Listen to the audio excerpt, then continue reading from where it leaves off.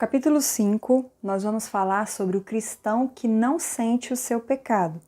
Isso acontece muitas vezes com cristãos que nasceram dentro da igreja, então não são ex alguma coisa, né? Normalmente nós ficamos chocados com alguns testemunhos, né, que a pessoa era um ex-traficante, uma ex-prostituta, ou coisas assim, pecados mais condenados pela sociedade.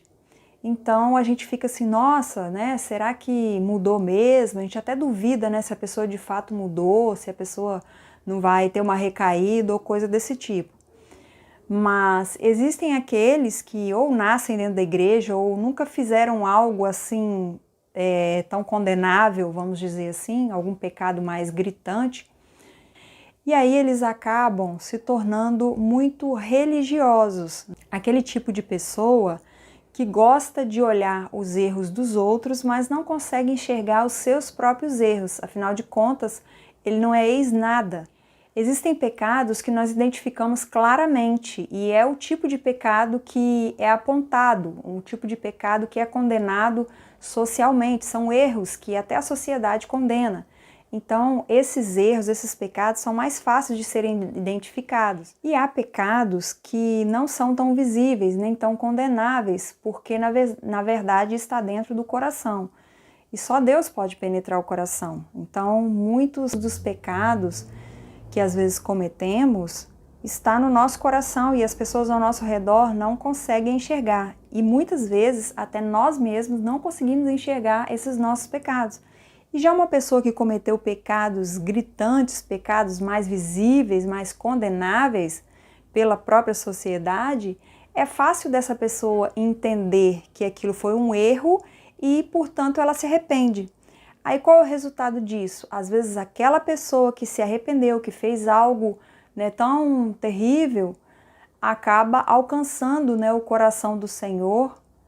E a pessoa que está pecando ocultamente, né, ou só no seu coração, com inveja, com orgulho, acaba que fica com essa pendência de não se arrepender do pecado.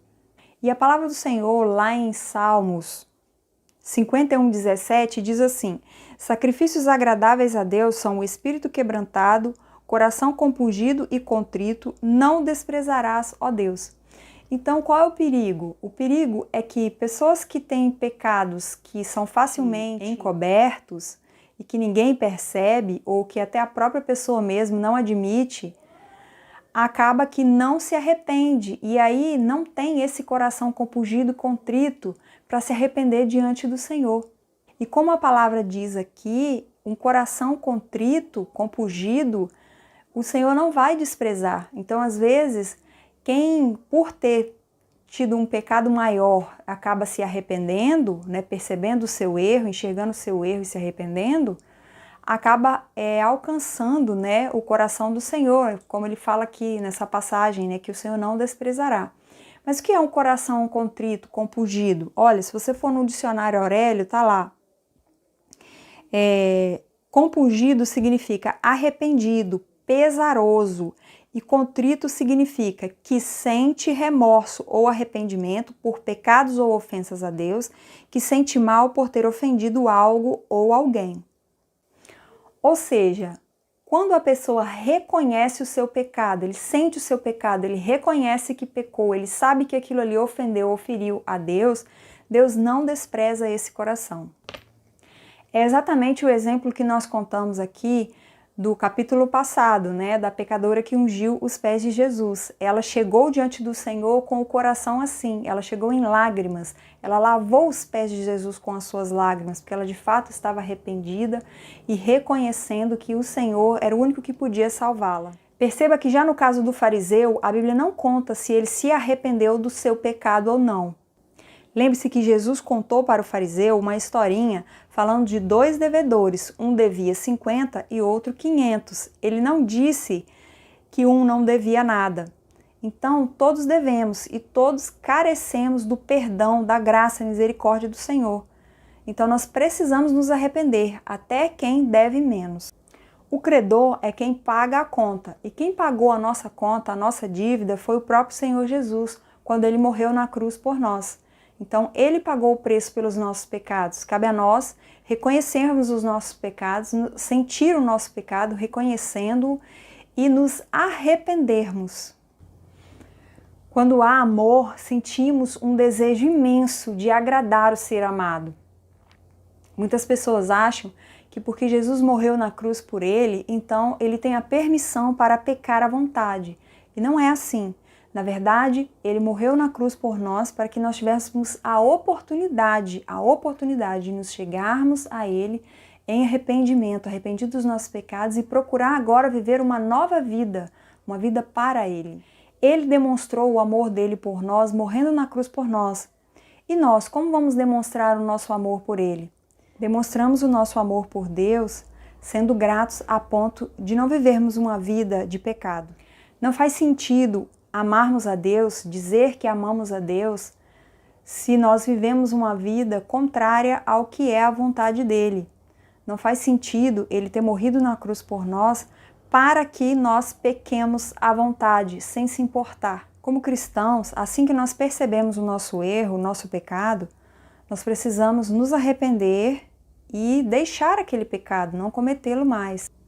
E o Senhor, com a sua infinita misericórdia, com seu amor por nós, Ele nos perdoa. Foi para isso que Jesus veio, morrer na cruz por nós, para também nos perdoar dos nossos pecados. Assim, é como se a gente zerasse aquela conta, Se você deve os 50 ou 500, ou seja lá quanto for, é como se a gente zerasse a conta. A gente se arrependeu, o Senhor nos perdoou, beleza. Tá bom, aí a conta fica zerada. E aí, quando começa a errar de novo? Quando começa a pecar de novo? Bem, o cristão não tem o pecado como alvo. Agora, se a pessoa está vivendo de maneira a pecar e já pensando no próximo pecado, no próximo erro, achando assim, eu vou pecar aqui e Deus vai me perdoar de novo mesmo. Só que veja bem, Deus não é bobo, a gente não deve brincar com a graça. Agir dessa forma demonstra justamente uma falta de amor por Deus. Uma coisa é a pessoa que não se arrepende porque ainda não enxergou o seu erro. E outra coisa é a pessoa que já entendeu que está errado, percebeu já o seu pecado, mas não quer se arrepender. Como nós falamos no vídeo anterior, se você tem dúvida, se você não consegue enxergar, acha que você está tudo bem, que não tem pecado nenhum, uma oração que você sempre deve fazer é perguntar ao Senhor: Senhor, se eu estou fazendo algo que não te agrada, se eu estou em pecado, me mostra porque eu quero me consertar contigo. Nós demonstramos o nosso amor por Deus quando não tratamos a graça como uma permissão para pecar à vontade. No próximo vídeo falaremos sobre quando Deus coloca o nosso pecado diante de nós. Se você ainda não assistiu todos os vídeos desde o início, eu vou deixar aqui embaixo para você o link da playlist. Se você também quiser conhecer o livro que estamos falando aqui nesse projeto, Falando Meus E-Books, eu vou deixar também o link aqui embaixo para você conhecer esse livro, que é sobre ser cristão e amar a Deus. Se você ainda não se inscreveu nesse canal, inscreva-se!